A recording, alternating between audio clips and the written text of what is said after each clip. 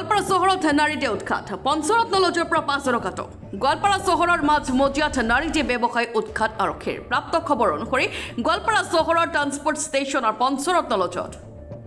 সোমবাৰে ৰাতি 9 মান বজাত গোৱালপাৰা আৰক্ষীৰ বৃহৎ সজাতি দল এটাই অভিযান চলায় উল্লেখযোগ্য যে পঞ্চৰত্ন লজত এটা দুষ্ট চক্ৰই দীৰ্ঘদিনৰ পৰাই নাৰী দেহৰ ব্যৱসায় চলাই আহিছিল বুলি ৰাজহুৱা অভিযোগ উত্থাপিত হৈ আহিছিল অতৰ্কিতে চলোৱা অভিযানত লজখনৰ পৰা দুগৰাকী যুৱতী 3জন যুৱকক আটক কৰিবলৈ সক্ষম হৈছে আনপিনে ৰাজহুৱা অভিযোগ অনুসৰি চহৰখনৰ লগতে জিলাখনৰ কেইবাখনো লজত এই দেহ ব্যৱসায় চলাই অহাৰ অভিযোগ ৰাজ্য এই ক্ষেত্ৰত জিলা প্ৰশাসনে অতি তৎপৰতাৰে কাম কৰিবলৈ সচেতন মহলে দাবী জনাইছে